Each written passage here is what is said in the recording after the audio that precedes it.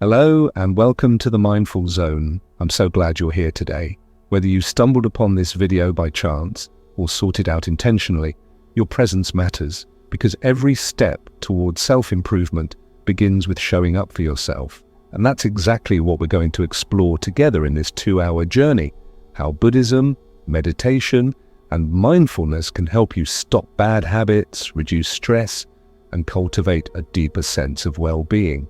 Now, let me ask you something. Have you ever found yourself stuck in patterns that just don't serve you?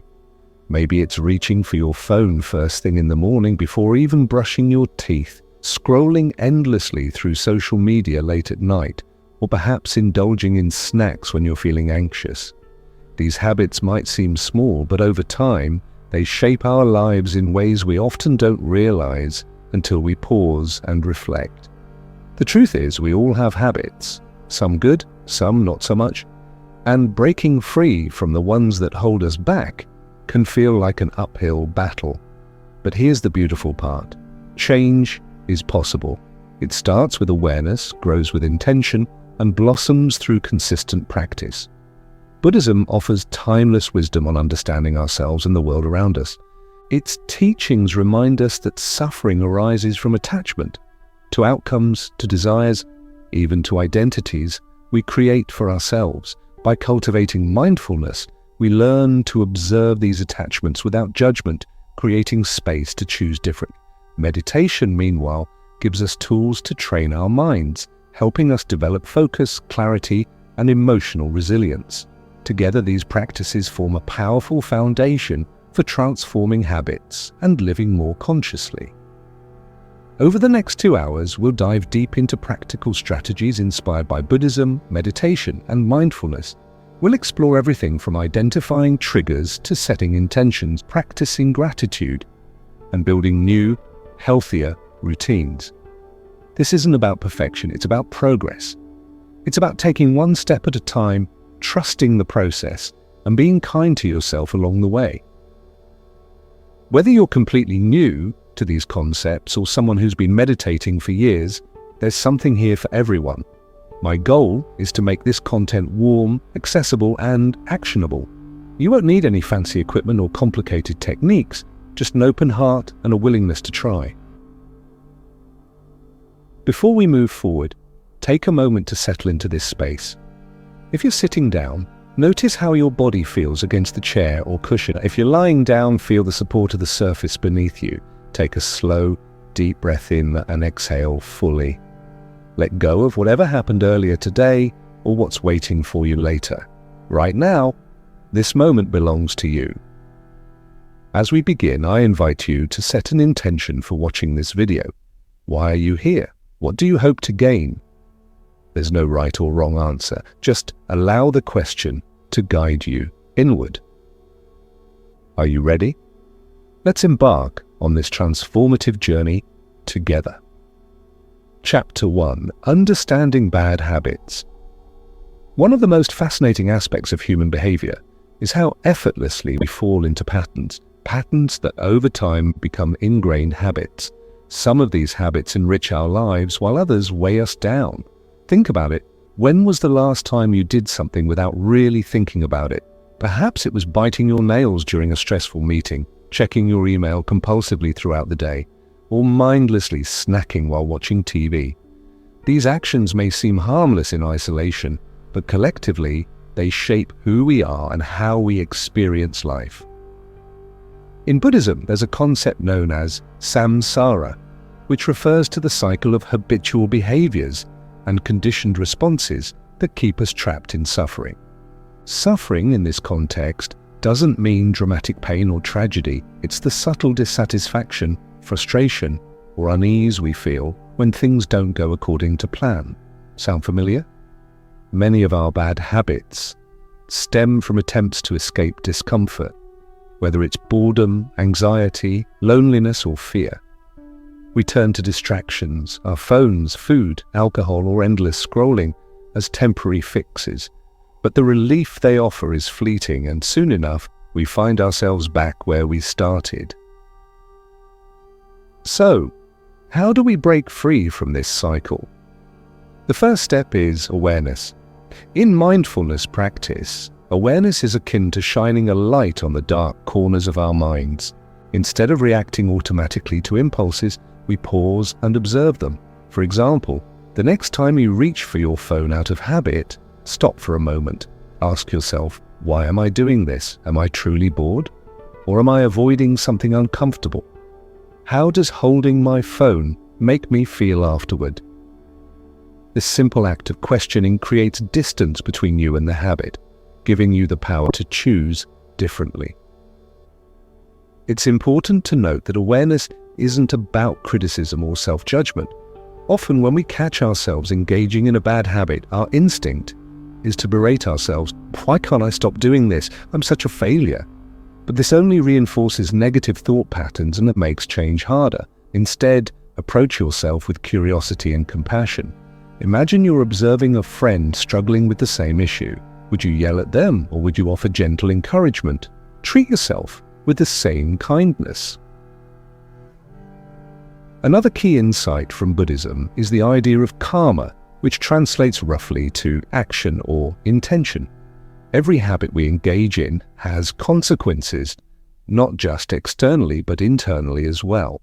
When we indulge in a bad habit repeatedly, we strengthen neural pathways associated with that behavior, making it easier to slip back into it. Conversely, each time we resist the urge, we weaken those pathways and build new ones aligned with healthier choices. This is why consistency matters more than intensity. Even small, incremental changes add up over time. Let's consider procrastination as an example. Many of us put off tasks because they seem overwhelming or unpleasant. But instead of diving straight into work mode, try breaking the task into smaller, manageable steps. Set a timer for just 5 minutes and commit to starting. More often than not, once you begin, momentum carries you forward. Over time, this practice rewires your brain to associate productivity with positivity rather than dread.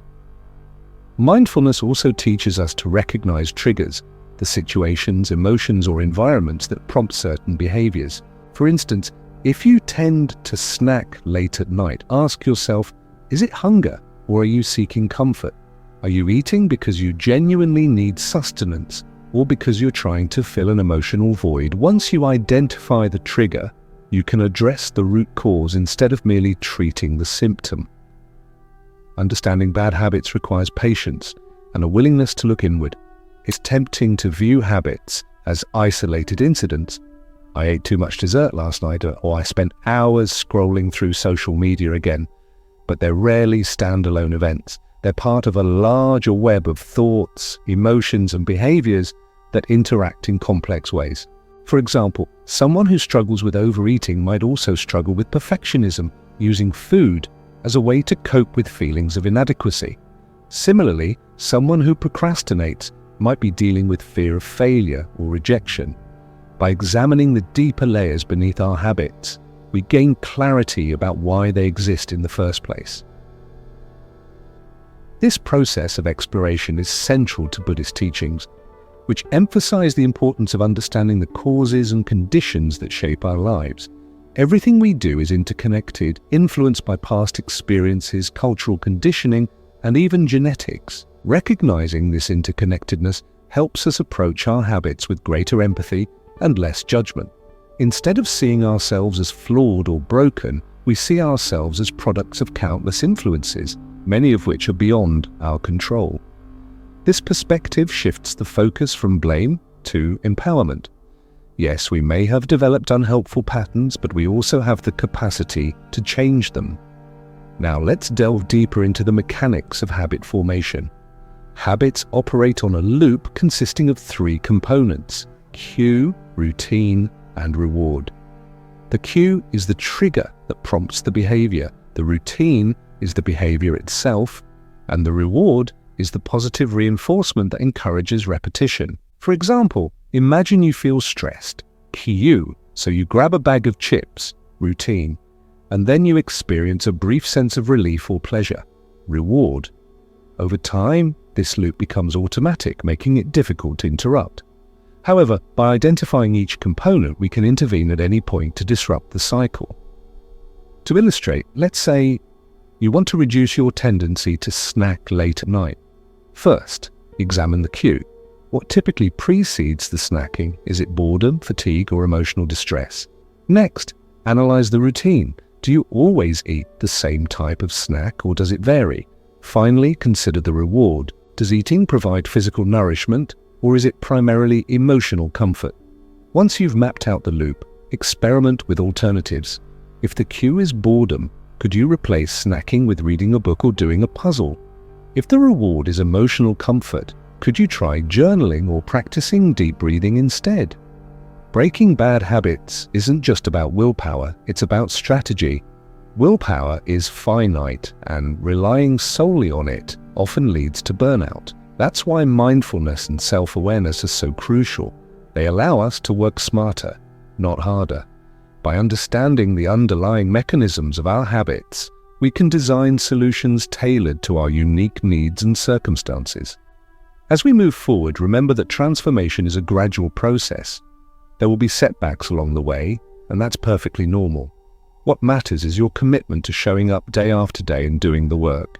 Each moment of awareness is a victory, no matter how small. Each choice to act differently strengthens your ability to create lasting change.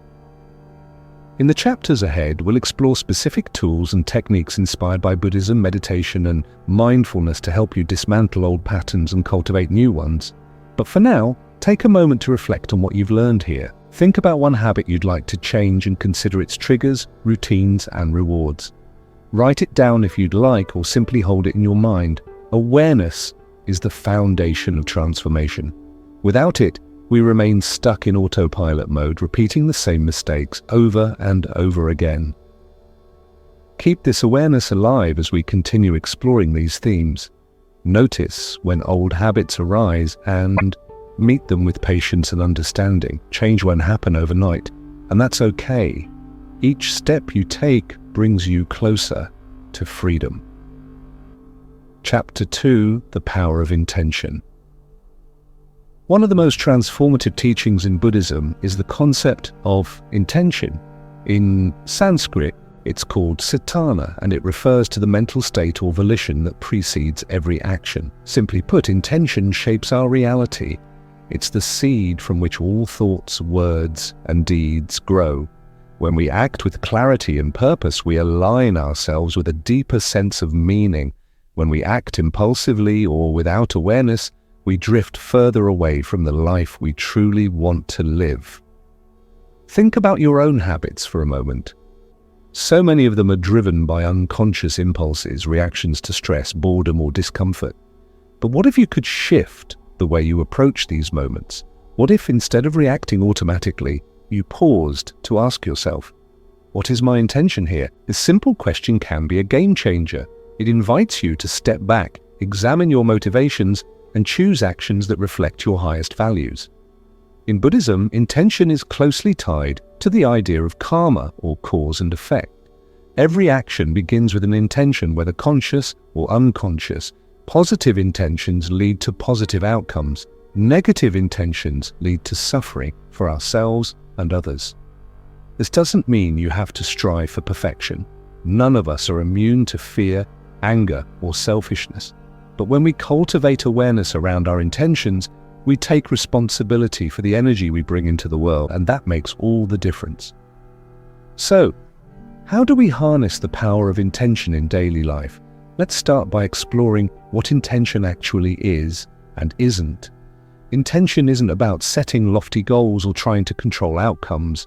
It's not about saying, I intend to lose 20 pounds, or I intend to get promoted at work.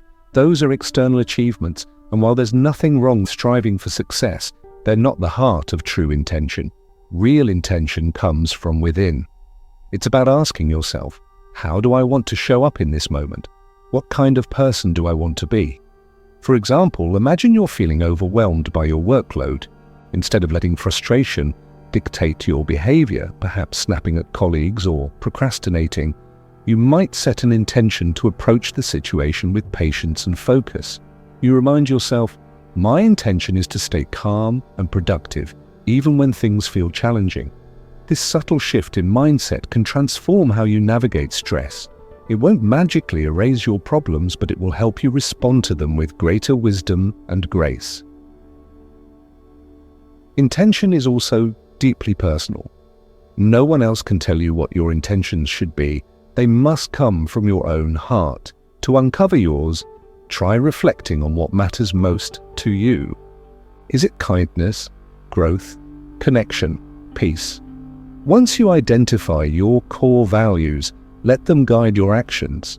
For instance, if kindness is important to you, you might set an intention to speak gently to yourself and others throughout the day. If growth resonates more, you might commit to learning something new, no matter how small. Over time, these micro moments of alignment add up, creating a life that feels authentic and fulfilling. Now let's talk about how intention intersects with habit change.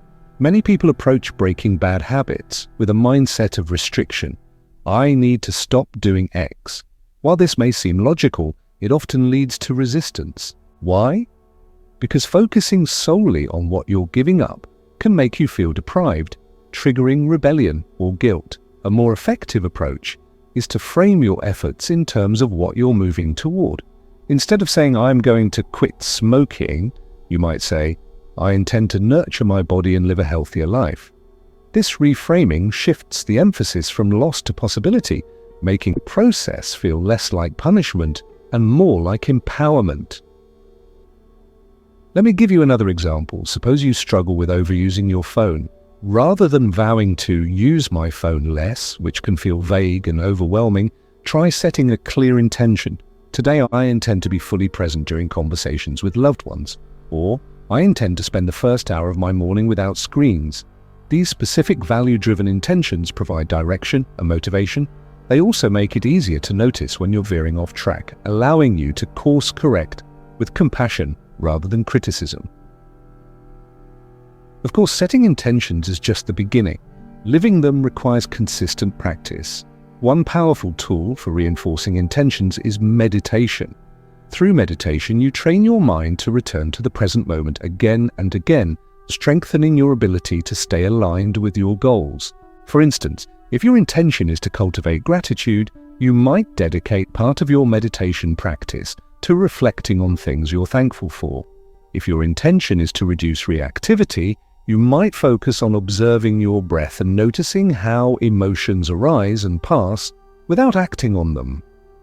Another way to reinforce intentions is through ritual.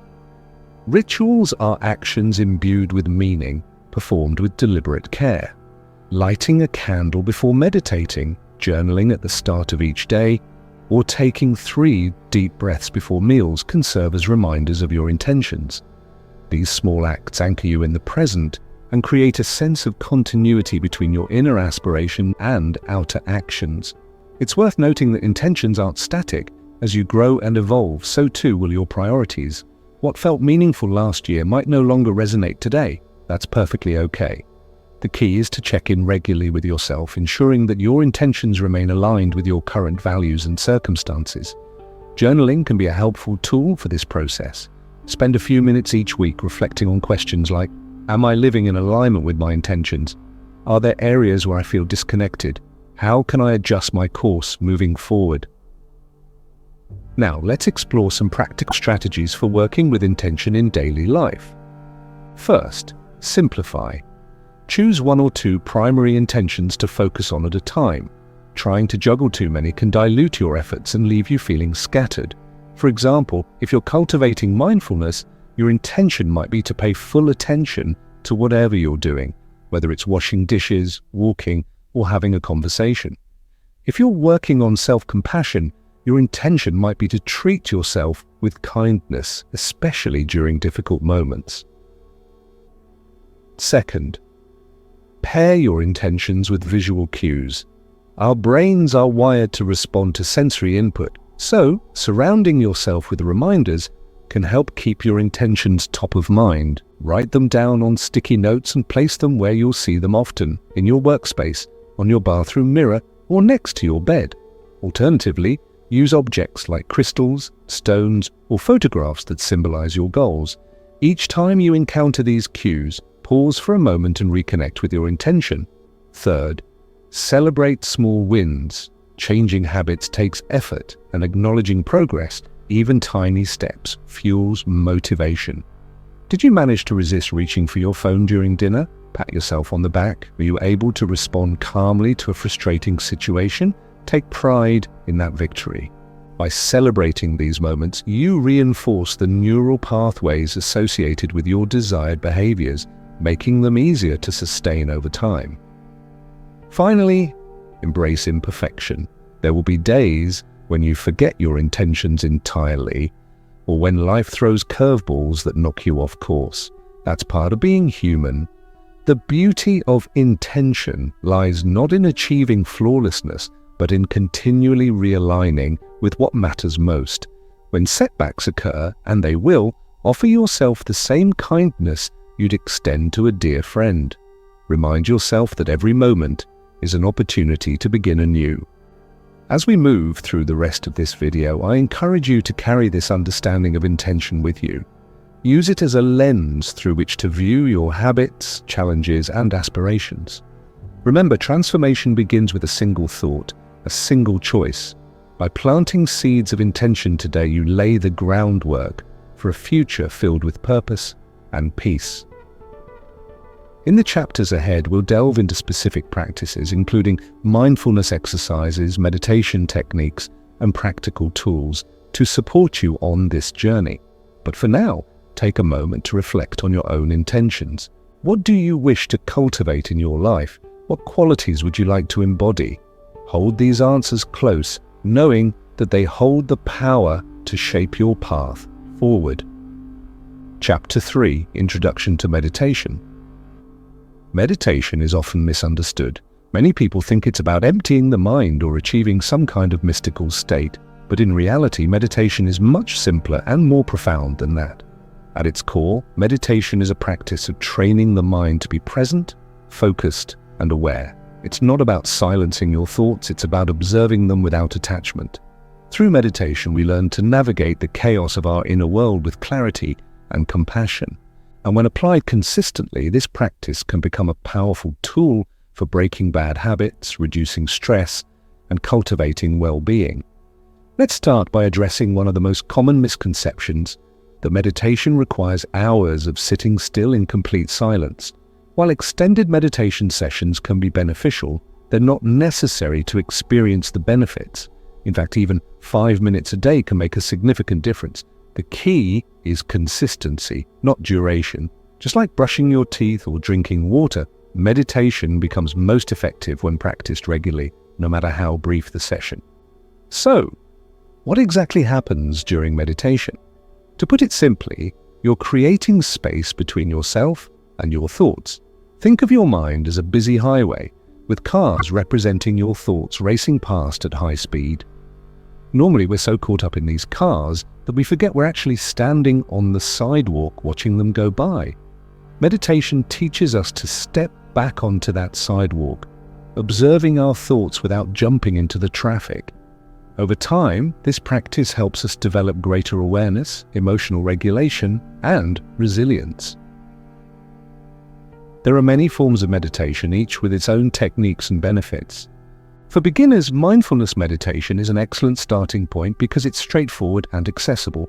Mindfulness involves focusing your attention on the present moment, typically using the breath as an anchor. When your mind inevitably wanders, which it will, you gently bring your focus back to your breath. This process of noticing distractions and returning to the present moment builds mental discipline and strengthens your ability to stay grounded. To give you a clearer picture of how this works, let's break it down step by step. First, find a quiet place where you won't be disturbed. Sit comfortably, either cross-legged on the floor, in a chair, with your feet flat on the ground, or even lying down if that's what feels best for your body. Keep your spine straight but relaxed, and rest your hands lightly on your lap or knees. Close your eyes if you'd like, or soften your gaze downward. Now take a few deep breaths in through your nose and out through your mouth, allowing your body to settle. Next, shift your attention to your natural breathing rhythm. Feel the sensation of air entering and leaving your nostrils. Notice the rise and fall of your chest or abdomen. If it helps, silently count each inhale and exhale. 1 for the inhale, 2 for the exhale, and so on up to 10, then start over. Don't force your breath. Let it flow naturally. Your job is simply to observe it. Now comes the challenging part, staying focused. Within seconds, or sometimes even moments, you'll likely notice your mind wandering. Thoughts will pop up. What should I have for dinner? Did I send that email? Why can't I concentrate? When this happens, and it always does, the key is not to judge yourself. Instead, acknowledge the thought, "Oh, there's my mind thinking again," and gently guide your attention back to your breath. Each time you do this, you're strengthening your mindfulness muscle. It's like doing reps at the gym, except the workout is for your brain. If you find it difficult to focus on your breath alone, don't worry. There are plenty of variations to explore. One popular technique is the body scan, which involves systematically bringing awareness to different parts of your body, starting from your toes and moving upward to the crown of your head. As you move through each area, notice any sensations, tingling, warmth, tension, or relaxation without trying to change anything. This practice not only enhances mindfulness but also promotes physical relaxation and self-awareness. Another variation is loving-kindness meditation, which focuses on cultivating compassion and goodwill towards yourself and others. Begin by silently repeating phrases like, "May I be happy," "May I be healthy," "May I be safe," "May I live with ease." Once you've directed these wishes inward, extend them outward to loved ones, acquaintances, strangers, and even people you find difficult. This practice helps dissolve barriers of resentment and fosters a sense of connection and empathy. For those who prefer movement-based practices, walking meditation offers a wonderful alternative. Instead of sitting still, you walk slowly and deliberately, paying close attention to the sensations in your feet and legs as they touch the ground. With each step, feel the weight shifting from one foot to the other. You can do this indoors or outdoors, adjusting the pace to suit your preference. Walking meditation is particularly helpful for people who struggle with restlessness or find seated meditation uncomfortable. Regardless of the technique you choose, the underlying principle remains the same: presence. Meditation invites you to fully inhabit the here and now, free from judgment or distraction. This quality of presence has far-reaching benefits beyond the cushion. Studies show that regular meditation reduces stress, improves sleep, boosts cognitive function, and enhances emotional well-being. It also rewires the brain, increasing grey matter in areas associated with memory, learning, and self-regulation, while decreasing activity in regions linked to fear and anxiety. But perhaps the most profound impact of meditation lies in its ability to transform relationships with ourselves and others. By developing greater awareness of our thoughts and emotions, we become less reactive and more intentional in our interactions. For example, imagine someone cuts you off in traffic. Without mindfulness, you might lash out in anger, escalating the situation. But with meditation practice, you're better equipped to pause, recognize the surge of irritation, and respond with patience rather than aggression. This shift doesn't just benefit you, it creates a ripple effect, influencing everyone around you. Meditation also plays a crucial role in habit change. Remember the habit loop we discussed earlier: cue, routine, reward. Meditation disrupts this cycle by introducing a new element: conscious awareness. When you meditate, you train your brain to notice impulses before acting on them. For instance, if you tend to reach for snacks when stressed, meditation helps you catch the craving early and decide whether eating aligns with your intentions. Over time, this heightened awareness weakens old neural pathways and strengthens new ones, paving the way for healthier choices. Of course, integrating meditation into daily life isn't always easy. Life gets busy, and finding time to sit quietly can feel like a luxury you can't afford. But here's the thing: meditation doesn't require extra hours in your day. It's about making mindful moments wherever you are. You can meditate while brushing your teeth, waiting in line, or sipping your morning coffee. All it takes is a willingness to pay attention, to truly see, hear, taste, and feel what's happening right now. If you're struggling to establish a consistent practice, try tying meditation to existing routines. For example, meditate for 2 minutes after waking up or before going to bed. Pairing it with something you already do regularly makes it easier to stick with. Another tip is to use guided meditations, especially if you're new to the practice. Apps, podcasts, and online resources offer countless options tailored to various needs and preferences. Listening to a soothing voice guide you through the process can provide structure and support as you build confidence. It's also important to manage expectations. Meditation isn't a quick fix, it's a lifelong journey. Some days you'll feel calm and centered. Other days, your mind will feel restless and scattered. Both experiences are valuable. The goal isn't to achieve a particular state, but to cultivate openness and curiosity about whatever arises.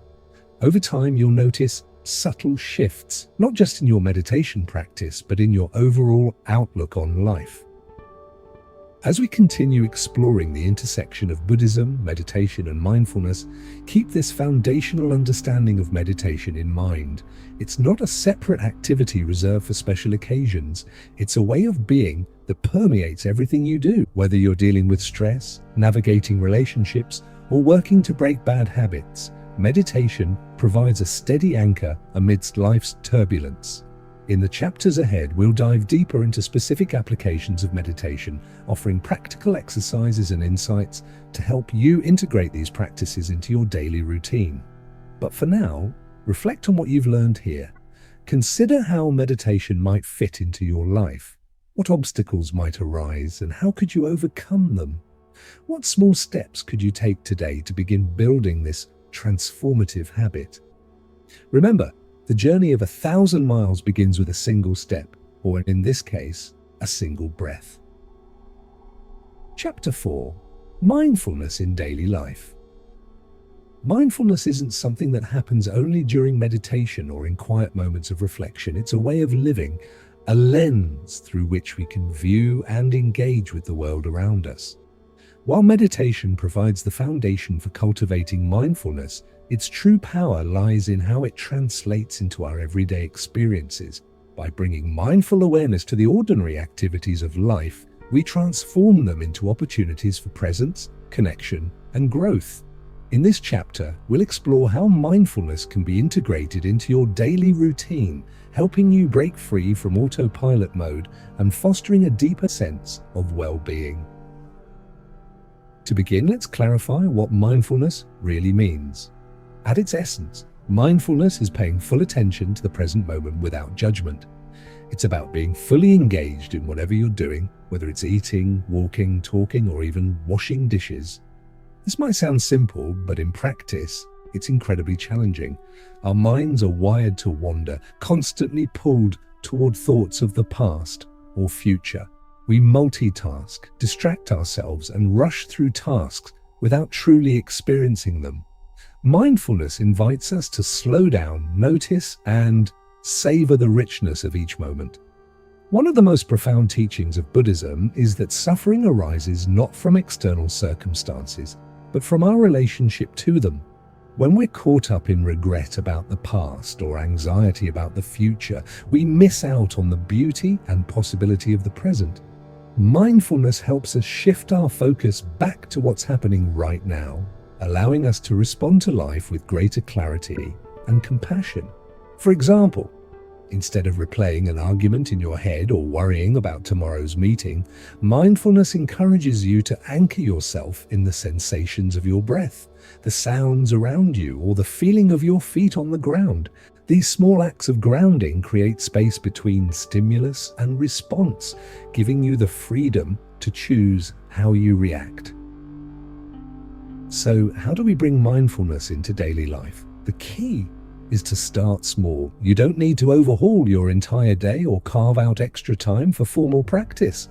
Instead, look for opportunities to infuse mindfulness into activities you're already doing, Let's take eating as an example. How often do you eat while distracted, scrolling through your phone, watching TV, or thinking about everything else you need to accomplish? Mindful eating transforms this routine act into a sensory experience. Before taking a bite, pause and observe your food. Notice its colors, textures, and aromas. As you chew, pay attention to the flavors and how they evolve. Take your time savoring each mouthful. Not only does this enhance enjoyment, but it also improves digestion and prevents overeating by giving your body time to register fullness. Another area where mindfulness can make a big difference is communication. Many of us listen to respond rather than to understand. We interrupt, plan our next sentence, or zone out entirely while someone else is speaking. Mindful listening flips this dynamic. It involves giving the speaker your full attention, making eye contact, nodding occasionally, and refraining from judgment.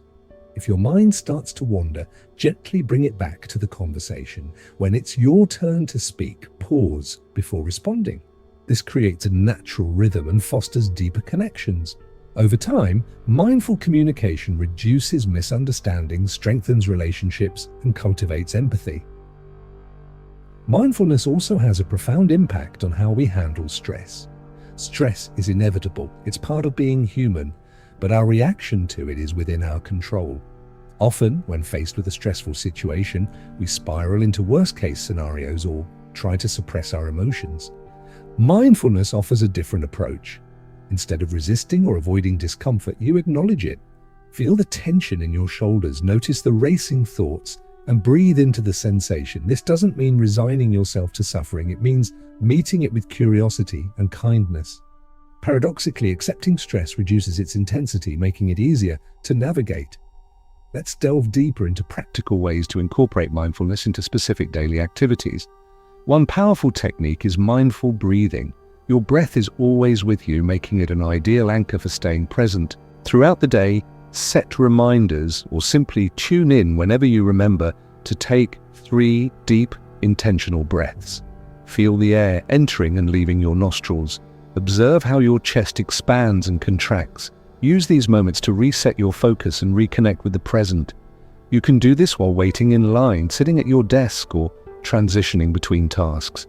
Each breath serves as a mini meditation, grounding you in the here and now. Walking is another excellent opportunity to practice mindfulness.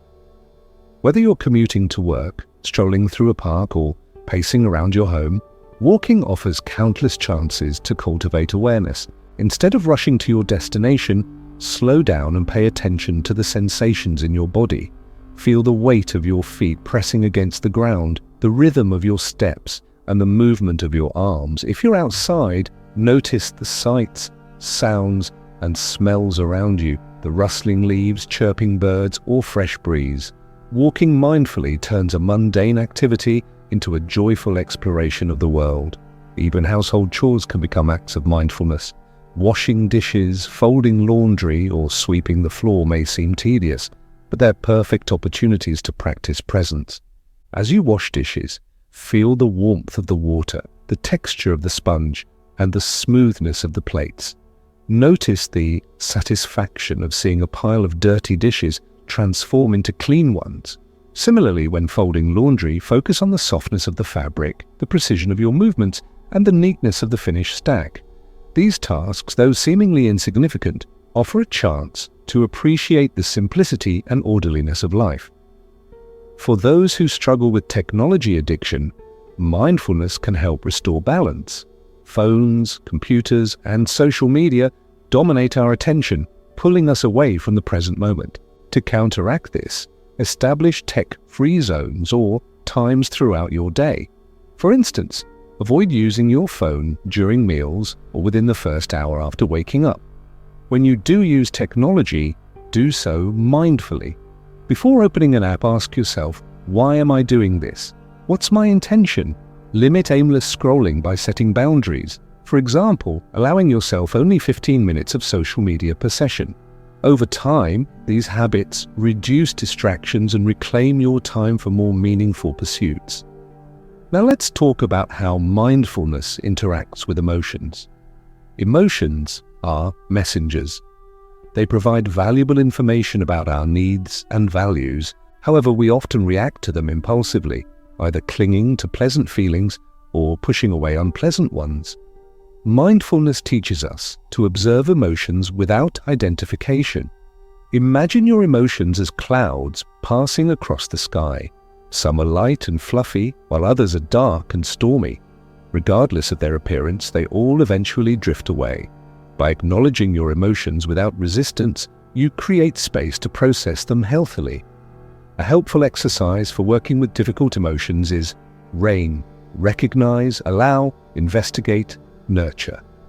First, recognize what you're feeling. Name the emotion if possible, for example, anger, sadness, frustration. Next, allow it to exist without trying to change or suppress it. Then, investigate its physical manifestations. Where do you feel it in your body? Is it tightness in your chest, a knot in your stomach, or heat in your face? Finally, nurture yourself with compassion. Place your hand on your heart, take a few deep breaths, or offer yourself kind words like, "This is hard, but I'm here for myself." This practice softens the grip of strong emotions, enabling you to move through them with grace. Mindfulness also extends to self-care routines. Activities like showering, brushing your teeth, or applying lotion can become rituals of presence and gratitude. As you shower, feel the water cascading over your skin, cleansing away impurities. Appreciate the luxury of hot water and soap. When brushing your teeth, notice the minty freshness of the toothpaste and the rhythmic motion of the brush. These moments, though fleeting, remind you to care for your body with love and respect. Transition points throughout the day.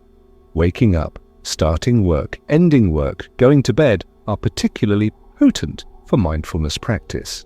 Begin your morning with a few moments of stillness. Before getting out of bed, take 3 deep breaths and set an intention for the day ahead. At the end of the workday, pause to reflect on what went well and what challenged you. Use this transition to mentally clock out and prepare for personal time. Before bed, wind down with a calming ritual like reading, journaling, or practicing gentle stretches. These transitions create structure and continuity, reducing the feeling of being scattered or overwhelmed. Finally, let's address one of the biggest obstacles to mindfulness: resistance. Resistance shows up in many forms: procrastination, avoidance, denial, and often stems from fear or discomfort. Mindfulness doesn't eliminate resistance, it helps you work with it skillfully. When you notice resistance arising, greet it with curiosity. Ask yourself, what am I afraid of? What story am I telling myself? Often shining a light on these fears diminishes their power. From there, take one small step forward. Action, even imperfect action, breaks the cycle of inertia and builds momentum. As you integrate mindfulness into your daily life, remember that it's not about perfection. There will be days when you forget to be mindful, get lost in thought, or fall back into old patterns. That's okay. Mindfulness is a practice, not a destination. Each moment of awareness is a victory, no matter how brief. Over time, these moments accumulate, creating lasting change. In the chapters ahead, we'll continue exploring how mindfulness, alongside Buddhism and meditation, supports habit transformation and overall well-being, but for now, reflect on how mindfulness might enrich your own life. Identify 1 or 2 activities you'd like to approach more mindfully. Experiment with bringing your full attention to them, noticing how it feels to slow down and truly engage. Keep this spirit of curiosity alive, trusting that every step you take brings you closer to a more peaceful, fulfilling existence. Chapter 5: Overcoming Resistance. Resistance is one of the most universal and persistent obstacles we face on the path to personal growth. Whether you're trying to break a bad habit, adopt a healthier lifestyle, or cultivate mindfulness, resistance will inevitably rear its head. It's that inner voice telling you it's too hard, too late, or not worth the effort. It's the urge to procrastinate, avoid, or give up altogether. But here's the truth about resistance: it's not your enemy. It's a natural part of the process. understanding and working with resistance is key to overcoming it. In Buddhism, resistance often manifests as attachment to comfort, familiarity, or the illusion of control. We resist change because change disrupts our sense of security, even when that security is rooted in habits that harm us. Think about it. Why do we cling to behaviors like overeating, scrolling endlessly on our phones, or avoiding difficult conversations? Because these actions, no matter how unhelpful, provide temporary relief from discomfort. They shield us from facing fears, insecurities, or challenges we'd rather ignore. But in doing so, they keep us trapped in cycles of stagnation and suffering. The first step in overcoming resistance is recognizing it. Resistance doesn't always announce itself loudly. It can be subtle, sneaky, and disguised as rationalization. You might tell yourself, "I'll start tomorrow," or "It's not the right time." These excuses sound logical, but they're often just fear masquerading as practicality. To uncover resistance, ask yourself, what am I afraid of losing by making this change? What story am I telling myself to justify staying stuck? Often, beneath the surface, lies a deeper emotion: fear of failure, fear of success, or even fear of being truly seen. Once you've identified resistance, the next step is to meet it with compassion rather than criticism. Many people fall into the trap of berating themselves for resisting change. "Why can't I just do this? I'm so lazy." This self-judgment only strengthens resistance, creating a vicious cycle. Instead, approach yourself with kindness and curiosity. Imagine you're comforting a friend who's struggling. Would you scold them, or would you offer encouragement and support? Treat yourself with the same gentleness. Resistance isn't a sign of weakness. It's a signal that something important is at stake. Now, let's explore some specific strategies for working with resistance. One powerful tool is reframing. Reframing involves shifting your perspective on resistance, seeing it not as an obstacle, but as a teacher. When resistance arises, it's pointing you toward areas where growth is needed. For example, if you're resisting starting a meditation practice, ask yourself, what am I afraid of? Am I worried I won't do it perfectly? Do I fear confronting uncomfortable emotions? By unpacking these fears, you gain insight into your motivations and can address them directly. Another effective technique is breaking tasks into smaller, more manageable steps. Resistance thrives on overwhelm. When a goal feels insurmountable, it's easy to shut down entirely. To counteract this, focus on taking tiny actions that feel achievable. For instance, if you want to establish a daily meditation routine but feel resistant to committing 20 minutes, start with just 2 minutes. Set a timer, sit quietly, and observe your breath. Once you've done that consistently for a few days, gradually increase the duration. Small wins build confidence and momentum, making larger changes feel less daunting. Visualization is another powerful ally in overcoming resistance. Before attempting a new behavior or tackling a challenge, take a few moments to vividly imagine yourself succeeding. Picture every detail, the sights, sounds, and feelings associated with achieving your goal. If you're trying to reduce screen time before bed, visualize turning off your devices an hour earlier, reading a book instead, and drifting off to sleep, feeling calm and rested. Visualization primes your brain for action, reducing anxiety and increasing motivation. Mindfulness plays a crucial role in navigating resistance as well. When you notice resistance arising, pause and observe it without judgment. Where do you feel it in your body? Is it tightness in your chest, tension in your jaw, or a knot in your stomach? Acknowledge these sensations without trying to fix or suppress them. Simply breathe into the discomfort, reminding yourself that it's temporary. This practice creates space between you and the resistance, allowing you to respond with clarity rather than react impulsively. Let's delve deeper into how resistance operates in different contexts. One common area where resistance shows up is in breaking bad habits. Suppose you're trying to quit smoking but find yourself craving a cigarette after meals.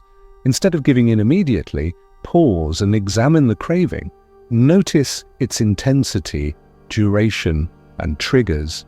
Remind yourself that cravings peak and then subside. They're not permanent. Use mindfulness techniques like deep breathing or grounding exercises to ride the wave until it passes. Over time, this weakens the neural pathways associated with the habit, making it easier to resist future urges. Resistance also frequently arises in creative endeavors. Writers, artists, and musicians often experience what's known as creative block, a form of resistance that prevents them from producing work. The antidote is to lower the stakes. Instead of aiming for perfection, commit to creating something imperfect. Write a single sentence, sketch a rough outline, or play a simple melody. The act of showing up, regardless of the outcome, breaks through resistance and reignites flow. For those dealing with resistance in relationships, mindfulness offers tools for fostering connection and communication. Often resistance stems from fear of vulnerability or conflict. We avoid difficult conversations because we worry about rejection, judgment, or escalation. Mindful listening and speaking can help bridge this gap. When engaging with someone, focus fully on their words without planning your response. Validate their feelings, even if you disagree. Then, express your own thoughts calmly and clearly. This approach reduces defensiveness and opens the door to mutual understanding. Physical resistance is another area worth exploring. Many people struggle to maintain exercise routines despite knowing the benefits. Resistance here often comes from perceiving exercise as a chore rather forging a positive association with movement.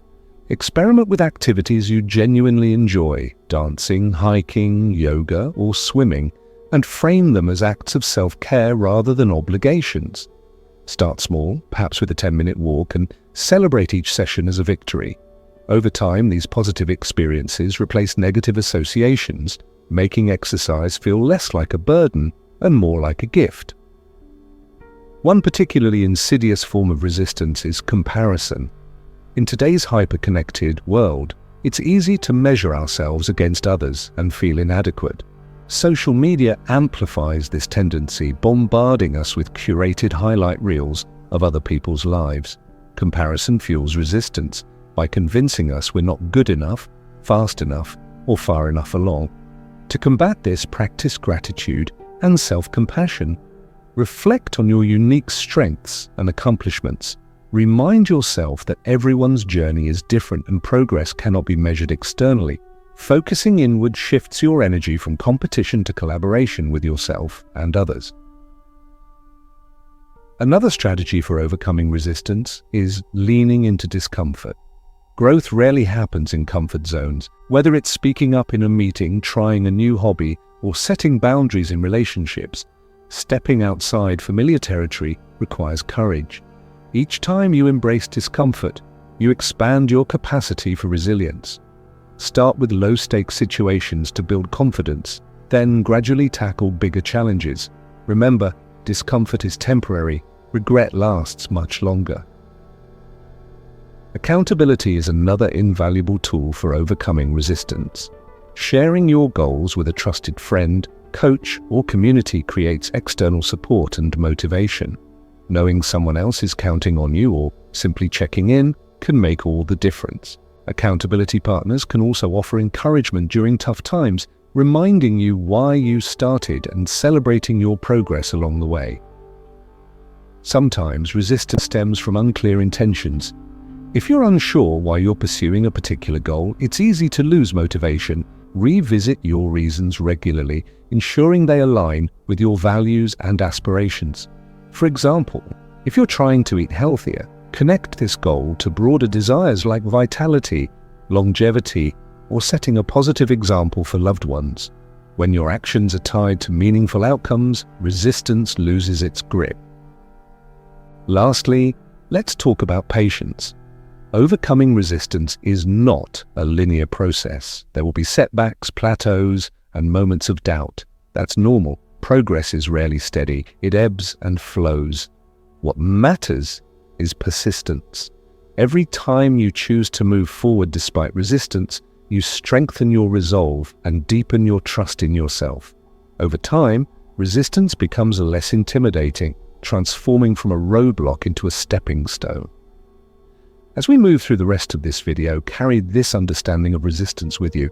Recognize it as a natural part of any transformative journey. When it arises, and it will, meet it with curiosity and compassion.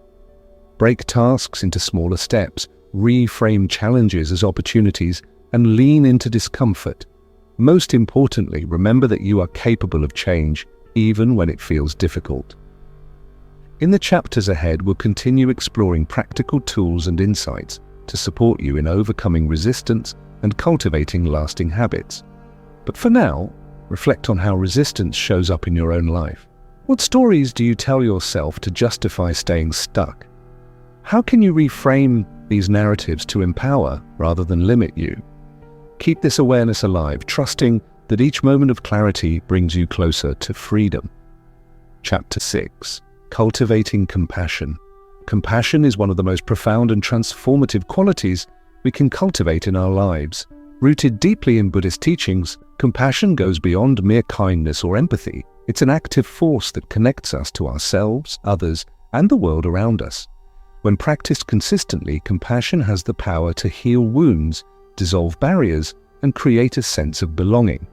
In this chapter, we'll explore how cultivating compassion can help you break bad habits, reduce stress, and enhance your overall well-being.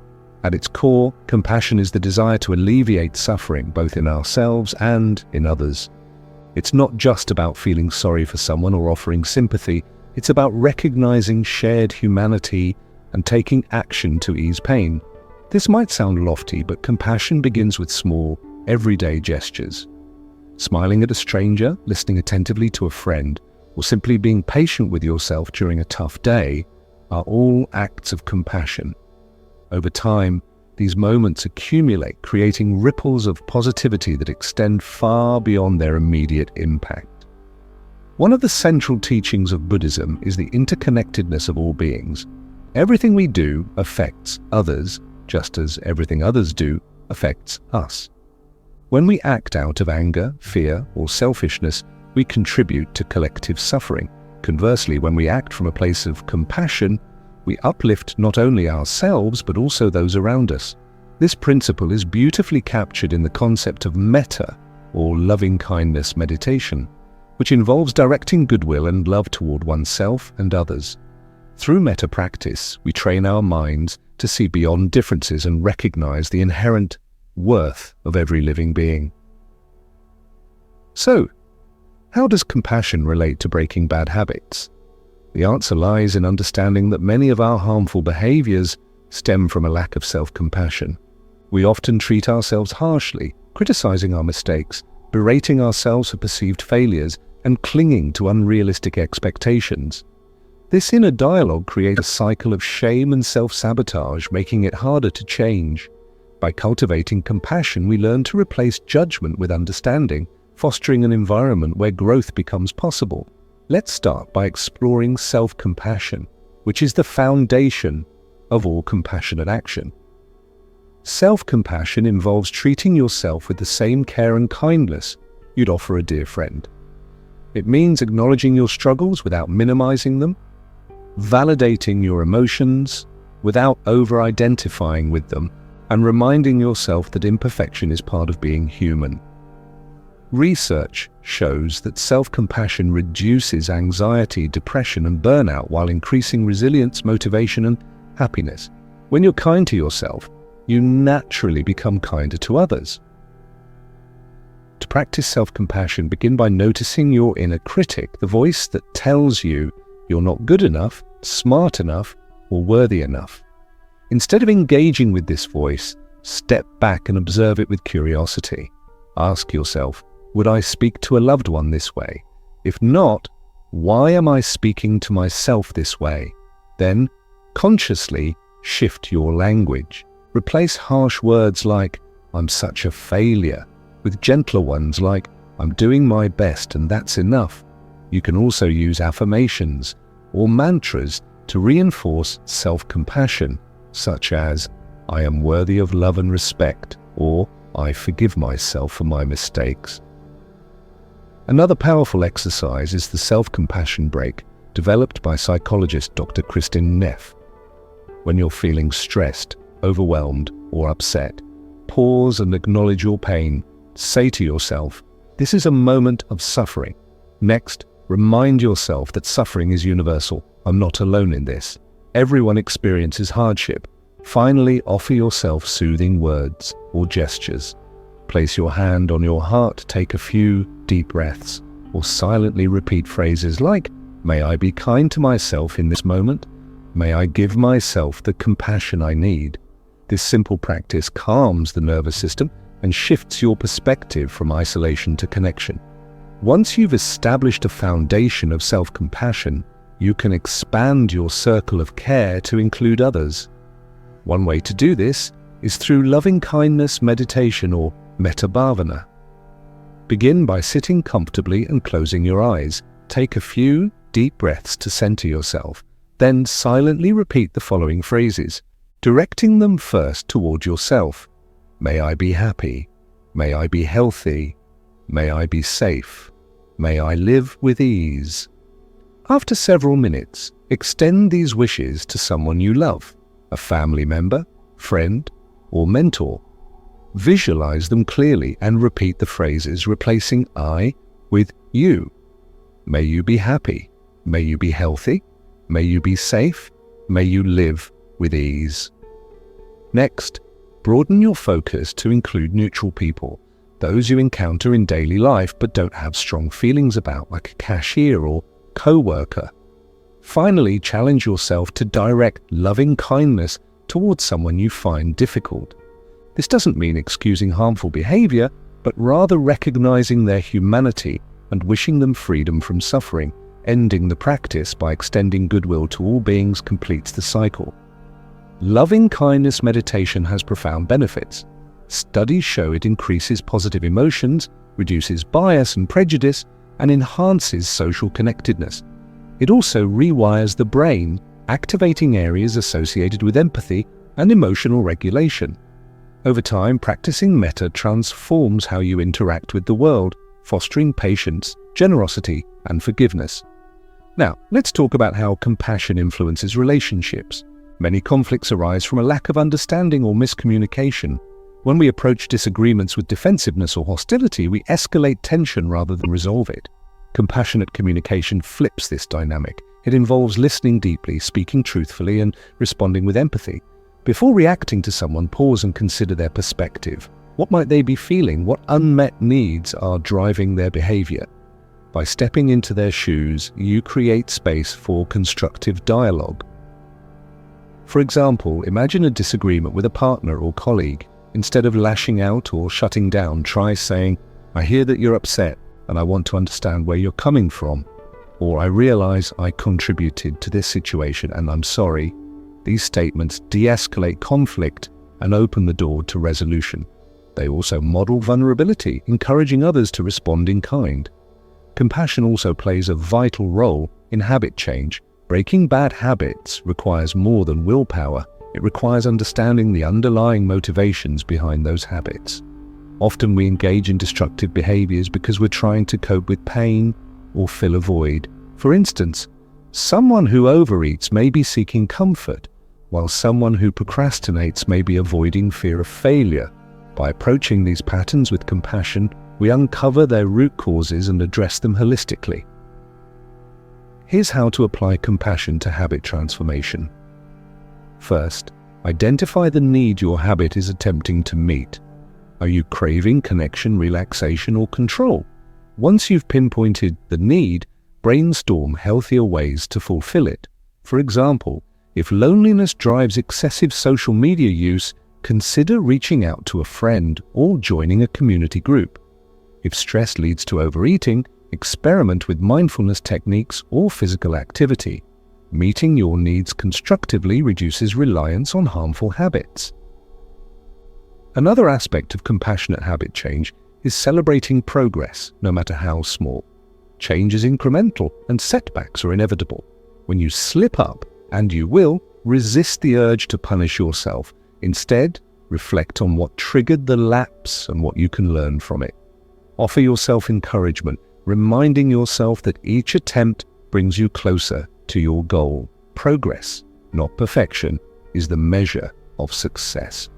Compassion extends beyond personal growth to encompass societal and environmental issues as well.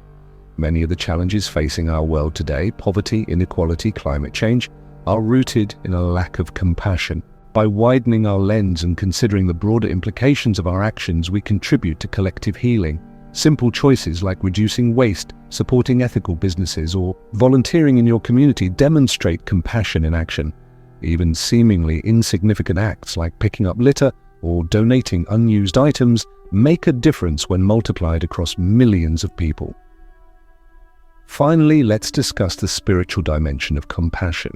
In Buddhism, compassion is seen as a path to enlightenment, a way of transcending ego and connecting with universal truth. When we act compassionately, we align ourselves with the natural flow of life, experiencing a sense of peace and fulfillment that external achievements cannot provide. This isn't about grand gestures or heroic feats. It's about embodying kindness in every thought, word, and deed. As we continue exploring the intersection of Buddhism, meditation, and mindfulness, keep this spirit of compassion alive. Use it as a guiding principle for navigating challenges, building relationships, and pursuing growth. Remember, compassion is not something you either have or lack. It's a skill you can develop through consistent practice. Each moment of awareness, each act of kindness, strengthens your capacity to care, not just for yourself, but for all beings. In the chapters ahead, we'll delve deeper into specific tools and exercises to support your journey toward greater compassion.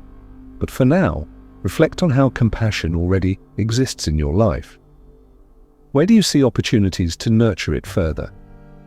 How can you extend kindness to yourself and others, even in small ways? Trust that every effort you make contributes to a more compassionate world. Chapter 7. Dealing with setbacks. Setbacks are an inevitable part of any journey toward personal growth, habit change, or mindfulness practice. No matter how committed you are, there will be moments when things don't go as planned, when old habits resurface, motivation wanes, or life throws unexpected challenges your way. The key to navigating setbacks isn't avoiding them altogether. It's learning how to respond to them with wisdom and resilience. In this chapter, we'll explore how to reframe setbacks as opportunities for growth, drawing on insights from Buddhism, meditation, and mindfulness. One of the most important teachings in Buddhism is the concept of impermanence, or anicca. Everything in life is transient: our thoughts, emotions, circumstances, and even our struggles. Understanding this truth helps us approach setbacks with a sense of perspective. When something goes wrong, it's easy to fall into the trap of thinking it's permanent or catastrophic. But setbacks are just that, temporary obstacles along the path. They don't define you, nor do they determine your future. What matters is how you choose to engage with them. Mindfulness teaches us to observe setbacks without judgment. Instead of labeling them as failures or catastrophes, we see them as natural parts of the process. For example, if you slip back into a bad habit like smoking or overeating, instead of berating yourself, pause and notice what happened. Was it triggered by stress, boredom, fatigue? By examining the situation with curiosity rather than criticism, you gain valuable insight into your patterns and can adjust your approach moving forward. It's also essential to recognize that setbacks aren't signs of weakness. They're signals that growth is happening. Think about physical exercise. When you push your muscles beyond their comfort zone, they experience micro tears. These tears heal stronger, leading to increased strength and endurance. Similarly, emotional and mental setbacks stretch your capacity to adapt and persevere. Each time you face a challenge and keep going, you build resilience, courage, and self-trust. Now let's delve deeper into practical strategies for dealing with setbacks. One powerful tool is reframing. Reframing involves shifting your perspective on setbacks, seeing them not as failures, but as lessons. Ask yourself, what can I learn from this experience? How has it revealed areas where I need to grow? For instance, if you missed a meditation session because you overslept, instead of thinking, "I failed," consider, "This reminds me to prioritize sleep and set realistic goals." This mindset transforms setbacks from roadblocks into stepping stones. Another effective technique is breaking down setbacks into manageable pieces. Often setbacks feel overwhelming because we view them as monolithic events. To counteract this, zoom in on specific aspects you can address. For example, if you've fallen off track with a fitness routine, identify one small step you can take to get back on course, whether it's drinking more water, taking a short walk, or scheduling a workout for the next day. Focusing on incremental progress reduces anxiety and builds momentum. Self-compassion plays a crucial role in dealing with setbacks as well. As discussed in the previous chapter, treating yourself with kindness during difficult times fosters healing and motivation. When setbacks occur, remind yourself that everyone experiences them, even those who appear successful or put together. You're not alone in this struggle.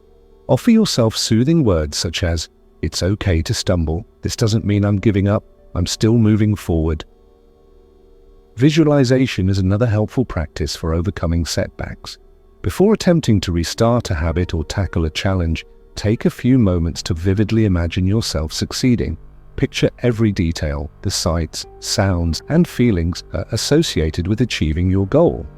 If you're trying to meditate consistently but fell behind, visualize sitting quietly, feeling calm and focused, and noticing the benefits of your practice.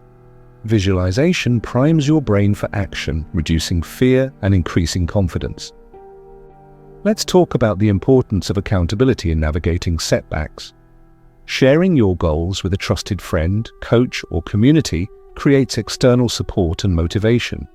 Knowing someone else is counting on you or simply checking in can make all the difference. Accountability partners can also offer encouragement during tough times, reminding you why you started and celebrating your progress along the way. Even something as simple as texting a friend after completing a task reinforces positive behavior and keeps you accountable. Resistance often accompanies setbacks, making it harder to bounce back. Remember Chapter 5, where we explored resistance?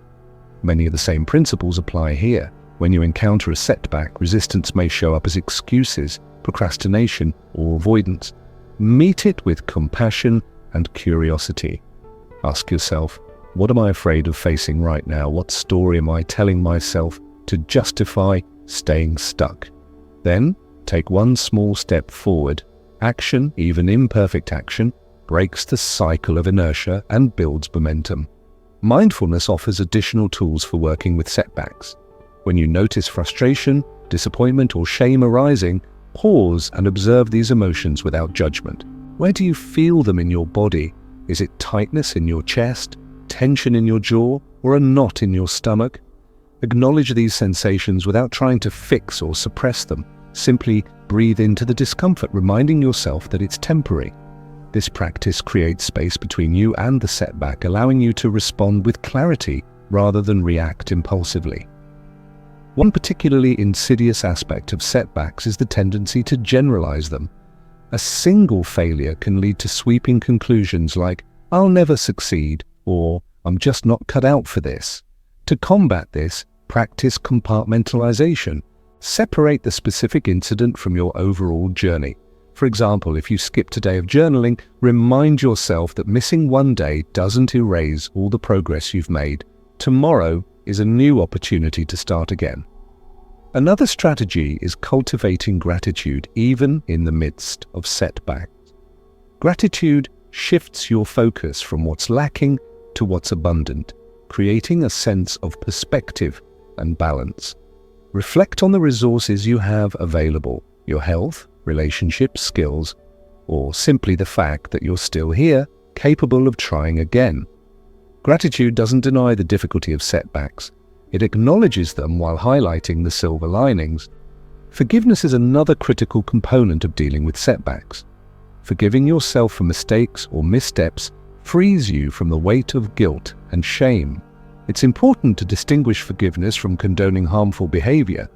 Forgiveness means acknowledging your humanity, accepting responsibility for your actions, and committing to doing better next time. Repeat phrases like, "I forgive myself for my mistakes, I am learning and growing." Let's consider how setbacks relate to habit formation specifically. Habits operate on a loop consisting of cue, routine, and reward. When a setback occurs, it disrupts this loop, making it harder to stay consistent. To rebuild momentum, revisit each component of the loop. Examine the cues that trigger your desired behavior. Are they still present? Adjust the routine if necessary, ensuring it aligns with your current circumstances. Reinforce the reward by celebrating small wins, no matter how minor they seem. Over time, these adjustments restore the habit loop and strengthen your ability to sustain change. Setbacks also provide opportunities to reassess your intentions. Sometimes setbacks arise because our goals no longer resonate with us.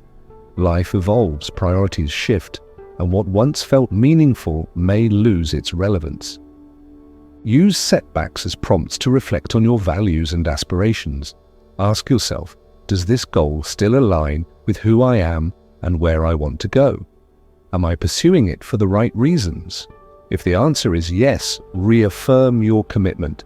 If the answer is no, pivot gracefully without regret. Another area worth exploring is the role of patience in overcoming setbacks. Growth rarely happens in straight lines. It ebbs and flows. There will be periods of rapid progress followed by plateaus or regressions. That's normal. What matters is persistence. Every time you choose to move forward despite setbacks, you strengthen your resolve and deepen your trust in yourself.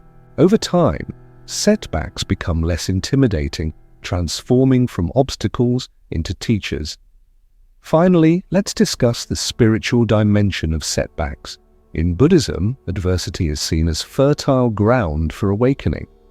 Suffering, or dukkha, is viewed not as something to avoid, but as a gateway to deeper understanding and liberation.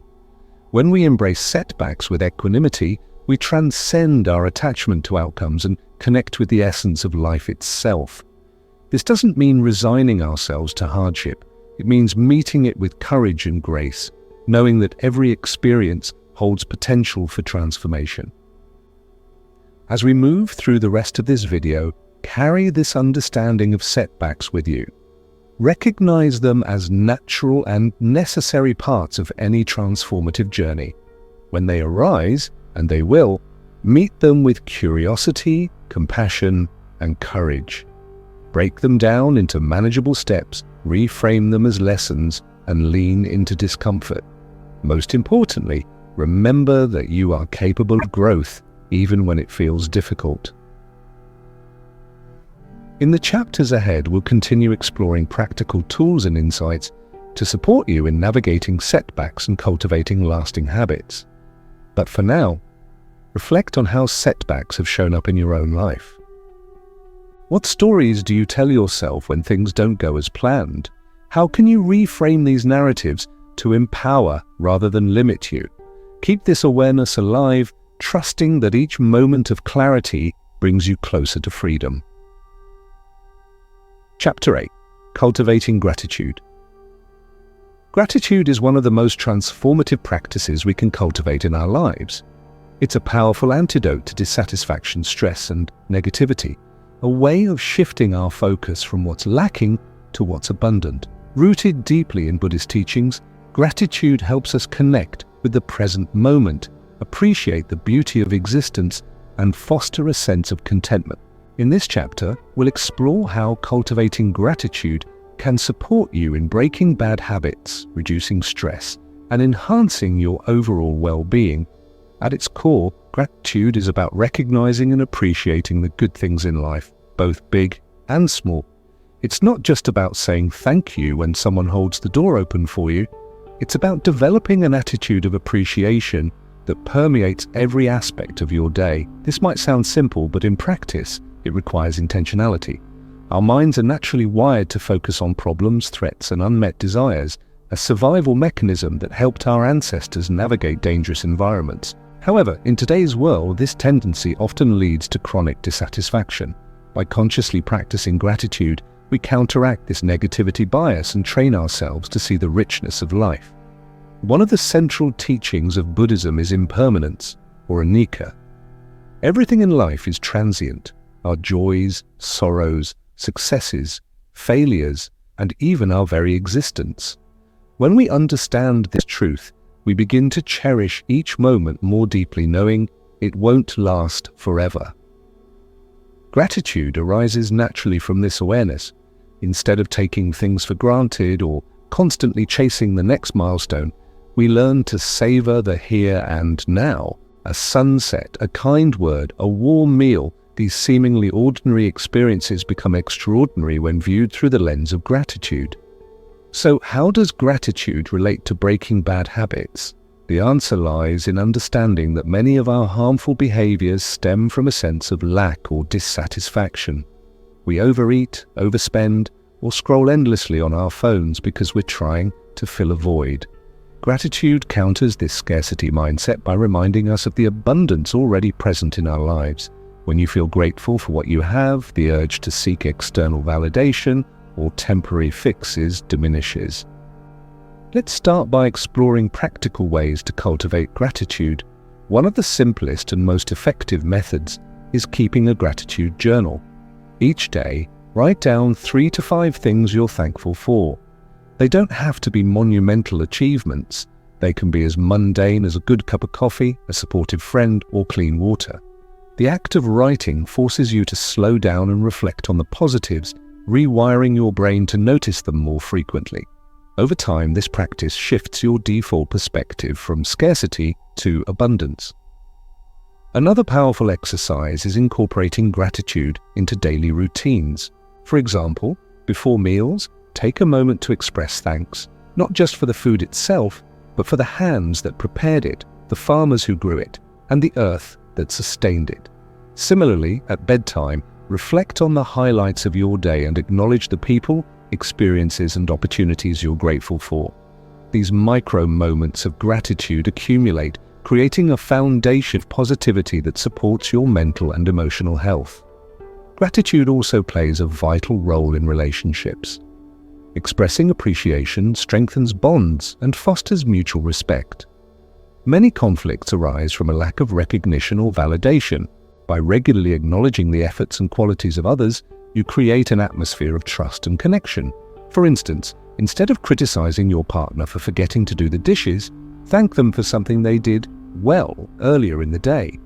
This doesn't mean ignoring issues. It means balancing constructive feedback with genuine appreciation. Now, let's talk about how gratitude influences mindfulness and meditation. Mindfulness teaches us to pay full attention to the present moment without judgment.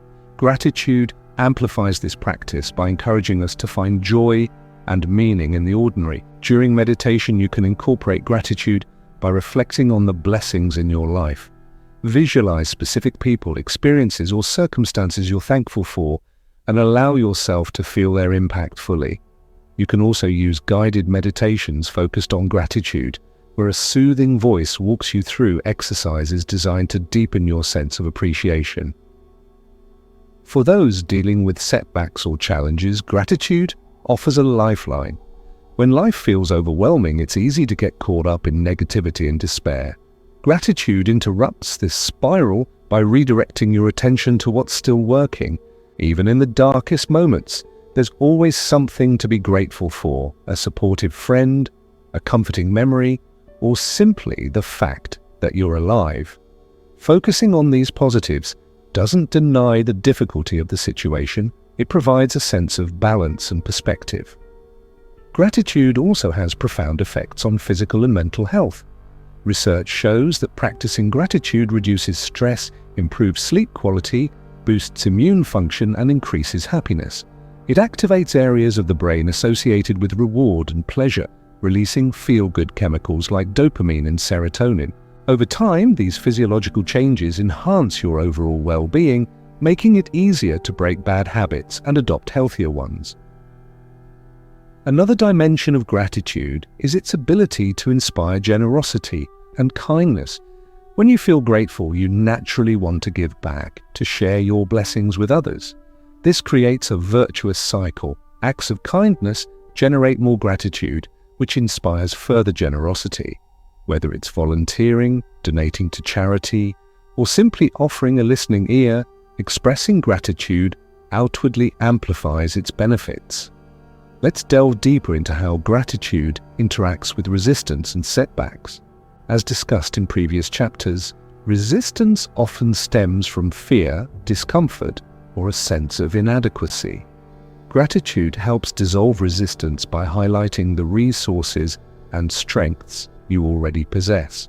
For example, if you're struggling to establish a daily meditation practice, remind yourself of the times you've succeeded in the past. Acknowledge the effort you've put in so far and express gratitude for your willingness to try again. This reframes setbacks as stepping stones rather than roadblocks. Gratitude also fosters resilience during difficult times. Life is unpredictable and adversity is inevitable. When faced with loss, failure, or disappointment, gratitude reminds us of the lessons embedded within these experiences. It encourages us to ask, what can I learn from this? How has this challenge helped me grow? By focusing on growth rather than grievance, we transform suffering into wisdom. Finally, let's consider the spiritual dimension of gratitude. In Buddhism, gratitude is seen as a path to enlightenment, a way of transcending ego and connecting with universal truth. When we practice gratitude, we align ourselves with the natural flow of life, experiencing a sense of peace and fulfillment that external achievements cannot provide. This isn't about grand gestures or heroic feats. It's about embodying appreciation in every thought, word, and deed. As we continue exploring the intersection of Buddhism, meditation, and mindfulness, keep this spirit of gratitude alive. Use it as a guiding principle for navigating challenges, building relationships, and pursuing growth. Remember, gratitude is not something you either have or lack. It's a skill you can develop through consistent practice. Each moment of awareness, each act of appreciation, strengthens your capacity to care not just for yourself, but for all beings. In the chapters ahead, we'll delve deeper into specific tools and exercises to support your journey toward greater gratitude. But for now, reflect on how gratitude already exists in your life. Where do you see opportunities to nurture it further? How can you extend appreciation to yourself and others, even in small ways? Trust that every effort you make contributes to a more grateful and fulfilling existence. Chapter 9. Practicing Self-Compassion. Self-compassion is a cornerstone of personal growth, habit transformation, and mindfulness practice. It's the art of treating yourself with the same kindness, understanding, and care that you would offer to a dear friend. In a world that often glorifies self-criticism, perfectionism, and relentless striving, self-compassion stands as a radical act of self-love, a way of honoring your humanity while embracing imperfection. In this chapter, we'll explore how cultivating self-compassion can help you break bad habits, reduce stress, and foster lasting well-being. At its essence, self-compassion involves three key components: self-kindness, common humanity, and mindfulness. Self-kindness means being gentle and supportive toward yourself, especially during difficult times. Instead of berating yourself for mistakes or shortcomings, you acknowledge your pain and respond with warmth and encouragement. Common humanity reminds us that suffering and imperfection are universal experiences. We're not alone in our struggles, and mindfulness allows us to observe our thoughts and emotions without over-identifying with them, creating space to respond with clarity rather than react impulsively. One of the most profound teachings in Buddhism is the concept of karuna, or compassion for all beings, including ourselves. Often we extend kindness to others but withhold it from ourselves. We hold ourselves to impossibly high standards, judge ourselves harshly for perceived failures, and push ourselves beyond reasonable limits. This inner critic creates a cycle of shame, stress, and self-sabotage, making it harder to change. By practicing self-compassion, we interrupt this cycle, replacing judgment with understanding and fostering an environment where growth becomes possible. So, Why is self-compassion so powerful? Research shows that self-compassion reduces anxiety, depression, and burnout while increasing resilience, motivation, and happiness. When you're kind to yourself, you naturally become kinder to others. Self-compassion also helps you navigate challenges with greater ease, allowing you to face setbacks, criticism, or uncertainty without crumbling under pressure. It's not about excusing harmful behavior or lowering your standards. It's about meeting yourself where you are and giving yourself permission to grow at your own pace. Let's start by exploring practical ways to cultivate self-compassion. One of the simplest techniques is reframing your inner dialogue. Notice how you speak to yourself when things go wrong. Do you use harsh words like, "I'm such a failure," or "I'll never get this right"? These phrases reinforce negative beliefs and erode confidence. Instead, consciously shift your language to something more supportive. Replace self-criticism with affirmations like, "I'm doing my best and that's enough," or "Mistakes are part of learning." You can also imagine what you'd say to a friend in the same situation and apply those words to yourself. Another powerful exercise is the self-compassion break, developed by psychologist Dr. Kristin Neff. When you're feeling stressed, overwhelmed, or upset, pause and acknowledge your pain. Say to yourself, "This is a moment of suffering." Next, remind yourself that suffering is universal. "I'm not alone in this. Everyone experiences hardship." Finally, offer yourself soothing words or gestures. Place your hand on your heart, take a few deep breaths, or silently repeat phrases like, "May I be kind to myself in this moment. May I give myself the compassion I need." This simple practice calms the nervous system and shifts your perspective from isolation to connection. Mindfulness plays a crucial role in nurturing self-compassion. When you notice feelings of inadequacy, frustration, or guilt arising, pause and observe them without judgment.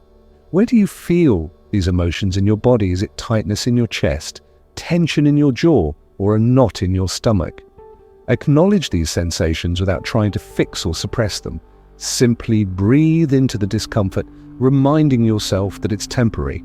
This practice creates space between you and the emotion, allowing you to respond with wisdom rather than react impulsively. Now, let's talk about how self-compassion supports habit change. Breaking bad habits requires more than willpower. It requires understanding the underlying motivations behind those habits. Often we engage in destructive behaviors because we're trying to cope with pain or fill a void. For instance, someone who overeats may be seeking comfort, while someone who procrastinates may be avoiding fear of failure. By approaching these patterns with compassion, we uncover their root causes and address them holistically. Here's how to apply self-compassion to habit transformation. First, identify the need your habit is attempting to meet. Are you craving connection, relaxation, or control? Once you've pinpointed the need, brainstorm healthier ways to fulfill it. For example, if loneliness drives excessive social media use, consider reaching out to a friend or joining a community group. If stress leads to overeating, experiment with mindfulness techniques or physical activity. Meeting your needs constructively reduces reliance on harmful habits. Another aspect of compassionate habit change is celebrating progress, no matter how small. Change is incremental and setbacks are inevitable. When you slip up, and you will, resist the urge to punish yourself. Instead, reflect on what triggered the lapse and what you can learn from it. Offer yourself encouragement, reminding yourself that each attempt brings you closer to your goal, but progress, not perfection, is the measure of success. Self-compassion also plays a vital role in overcoming resistance. As discussed in Chapter 5, resistance often stems from fear, discomfort, or a sense of inadequacy. When we approach resistance with harshness or criticism, it only strengthens its grip. By contrast, self-compassion softens resistance, creating space for curiosity and exploration. For example, if you're struggling to establish a meditation practice, instead of berating yourself for missing sessions, acknowledge the difficulty and remind yourself why it matters to you. Then take one small step forward, perhaps meditating for just 2 minutes. Action, even imperfect action, breaks the cycle of inertia and builds momentum. Let's delve deeper into how self-compassion influences relationships. Many conflicts arise from a lack of understanding or miscommunication. When we approach disagreements with defensiveness or hostility, we escalate tension rather than resolve it. Self-compassion flips this dynamic. It involves recognizing your own emotions and needs before engaging with others. When you're calm and centered, you're better equipped to listen deeply, speak truthfully, and respond with empathy. Before reacting to someone, pause and consider their perspective. What might they be feeling? What unmet needs are driving their behavior? By stepping into their shoes, you create space for constructive dialogue. For example, imagine a disagreement with a partner or colleague. Instead of lashing out or shutting down, try saying, "I hear that you're upset and I want to understand where you're coming from." Or, "I realize I contributed to this situation and I'm sorry." These statements de-escalate conflict and open the door to resolution. They also model vulnerability, encouraging others to respond in kind. Self-compassion also extends to how we handle criticism from others and from ourselves. Constructive feedback is essential for growth, but it can sting if we take it personally. By practicing self-compassion, we learn to separate our worth from external opinions. Instead of viewing criticism as a reflection of our value, we see it as an opportunity to improve. Ask yourself, what can I learn from this feedback? How can I use it to grow? This mindset transforms criticism from a source of shame into a tool for empowerment. Another dimension of self-compassion is its ability to inspire authenticity. When we stop judging ourselves so harshly, we feel freer to express who we truly are, to embrace our quirks, passions, and vulnerabilities. This authenticity fosters deeper connections with others as people are drawn to genuine expressions of humanity. It also enables us to pursue goals aligned with our values rather than societal expectations, leading to greater fulfillment and purpose. Finally, let's discuss the spiritual dimension of self-compassion. In Buddhism, compassion is seen as a path to enlightenment, a way of transcending ego and connecting with universal truth. When we practice self-compassion, we align ourselves with the natural flow of life, experiencing a sense of peace and fulfillment that external achievements cannot provide. This isn't about grand gestures or heroic feats. It's about embodying kindness in every thought, word, and deed. As we move through the rest of this video, carry this understanding of self-compassion with you. Use it as a guiding principle for navigating challenges, building relationships, and pursuing growth. Remember, self-compassion is not something you either have or lack. It's a skill you can develop through consistent practice. Each moment of awareness, each act of kindness toward yourself strengthens your capacity to care, not just for yourself, but for all beings.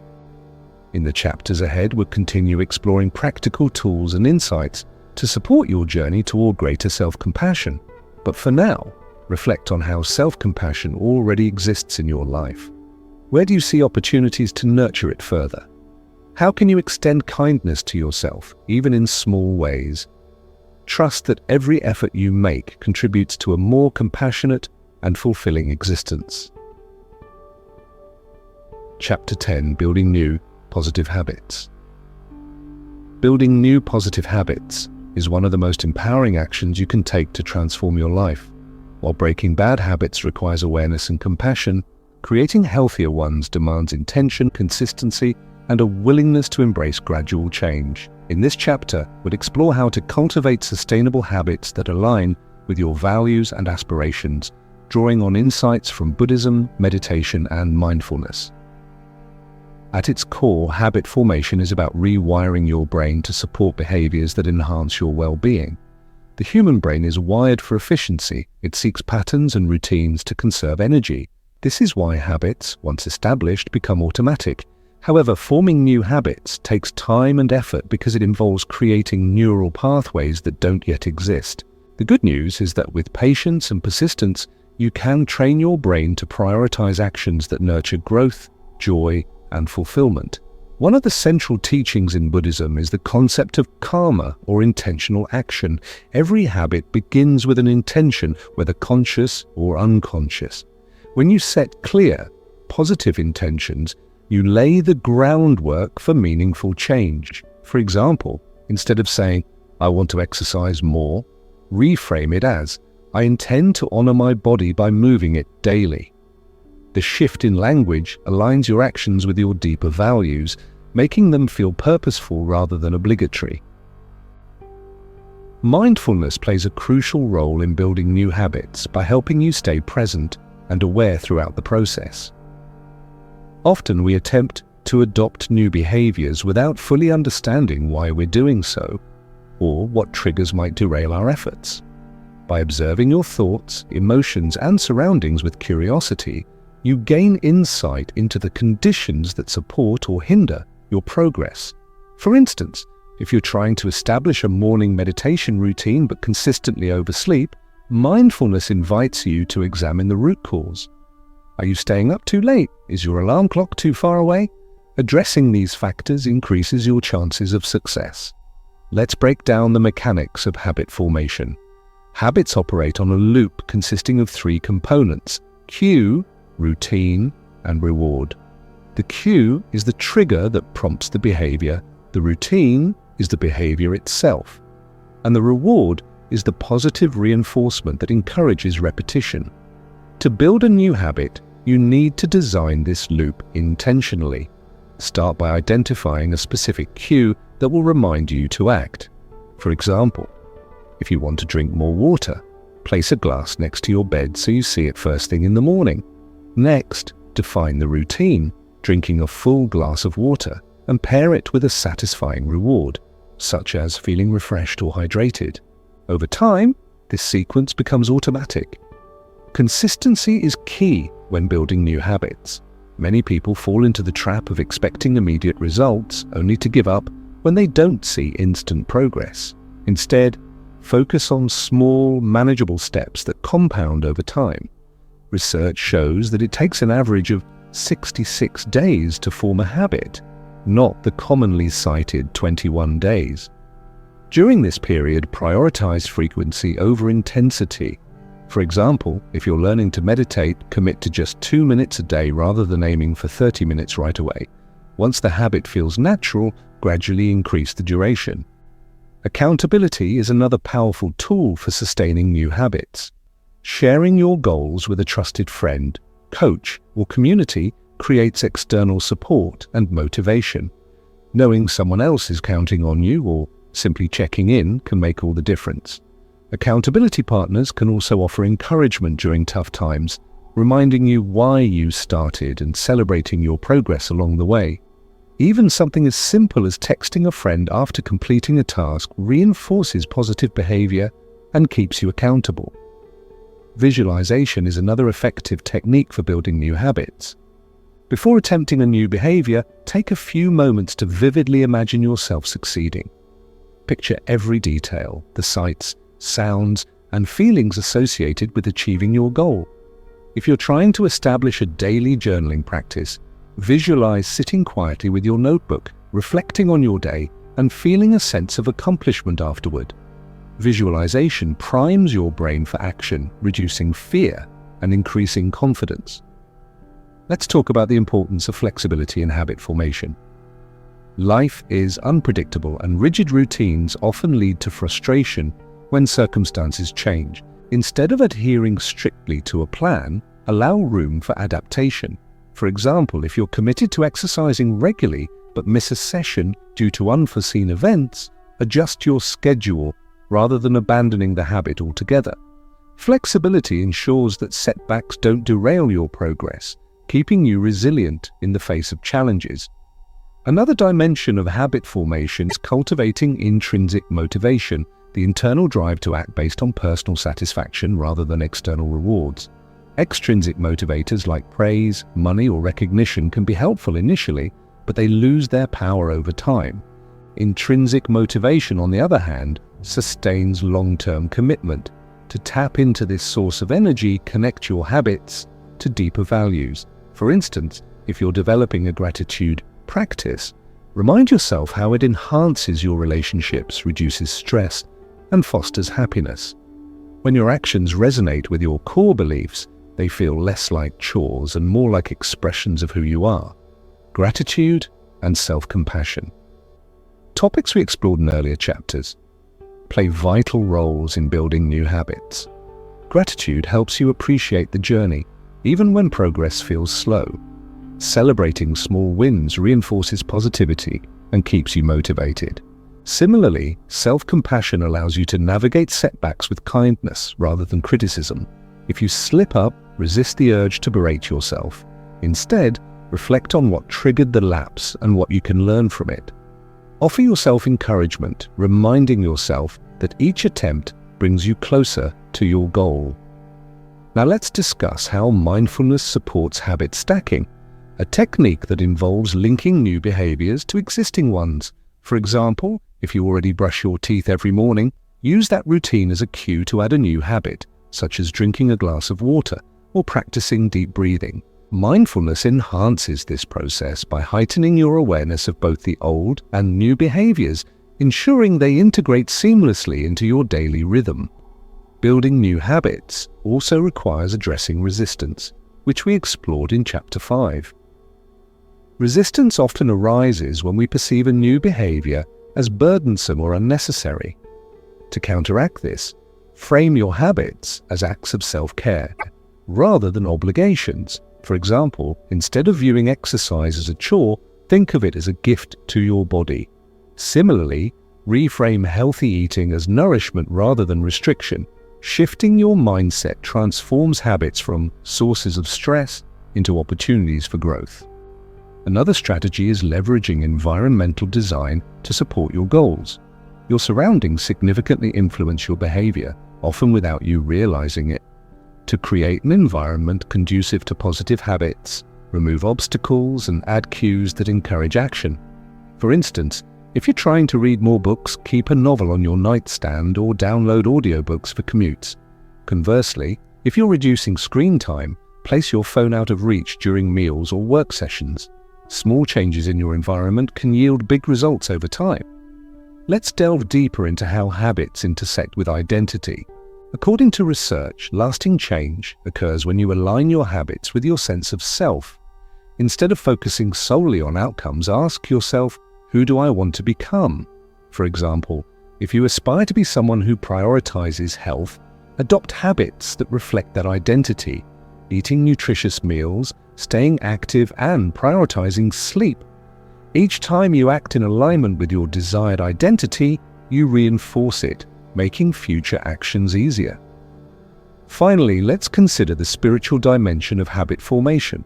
In Buddhism, habits are seen as part of the broader cycle of samsara, or conditioned existence. Breaking free from unhelpful patterns requires not only external action but also inner transformation. By approaching habit change with mindfulness, compassion, and intention, you transcend mere behavior modification and embark on a journey of awakening. This isn't about achieving perfection, it's about embracing imperfection while striving toward greater harmony with yourself and the world.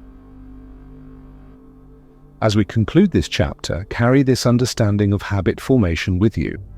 Use it as a blueprint for designing a life filled with purpose, joy, and resilience.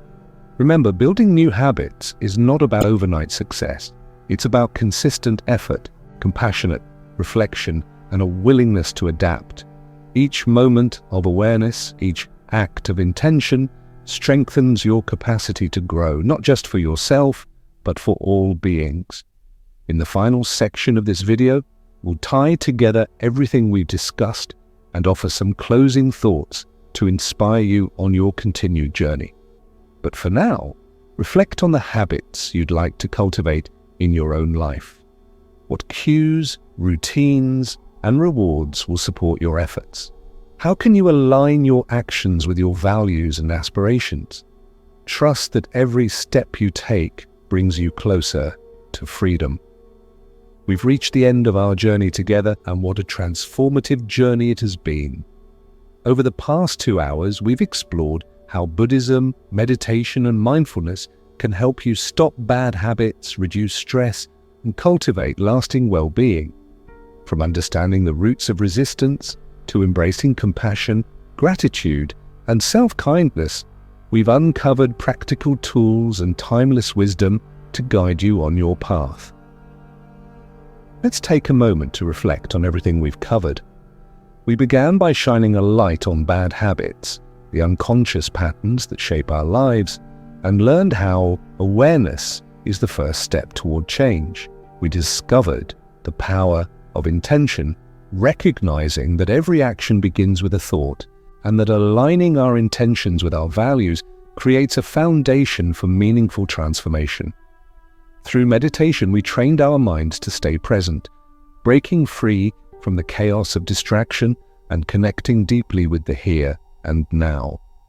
And as we integrated mindfulness into daily life, we transformed ordinary moments into opportunities for presence, connection, and growth. We also face the inevitable challenges of resistance and setbacks, learning to meet them with curiosity and compassion rather than judgment or fear. Along the way, we cultivated gratitude and self-compassion, reminding ourselves that progress, not perfection, is the measure of success. Finally, we explored the art of building new, positive habits, designing routines that honor our deepest aspirations and align with our authentic selves. Now, as we close this chapter, I want to leave you with a few final thoughts. Transformation is not a destination, it's a continuous process.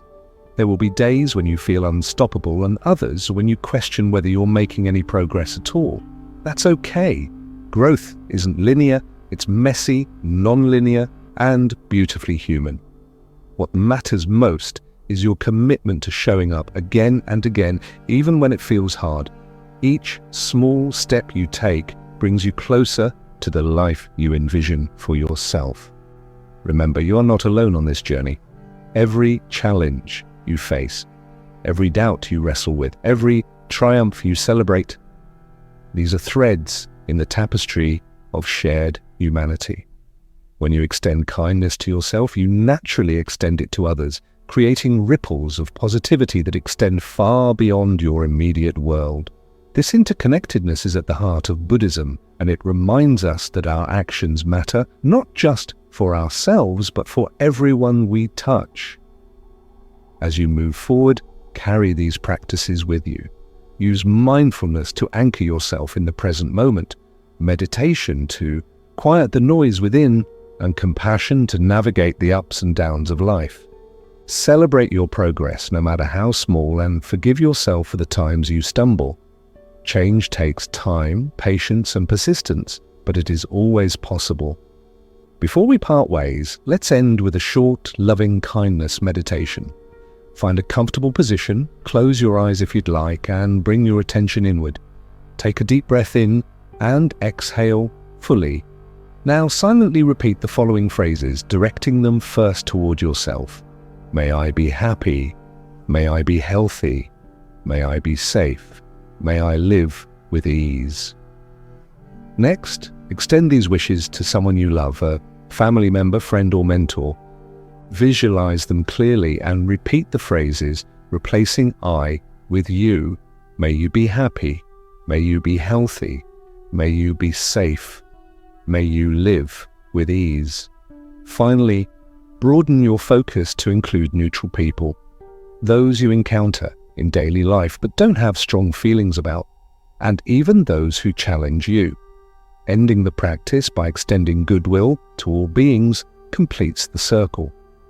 Take one last deep breath in and exhale slowly. When you're ready, gently open your eyes and return to the room. Thank you for joining me on this journey. It's been an honor to share this space with you and to witness your courage and commitment to growth. If you found this video helpful, please consider liking, sharing, and subscribing to the Mindful Zone for more content like this. Your support means the world to me, and it helps spread these teachings to others who may benefit from them. Until next time, take care of yourself, and remember, you have the power to create positive change. Trust in your ability to grow, to heal, and to thrive. The journey doesn't end here. It continues with every breath, every choice, and every moment of awareness. Go forth with kindness, curiosity, and courage, You've got this. Namaste.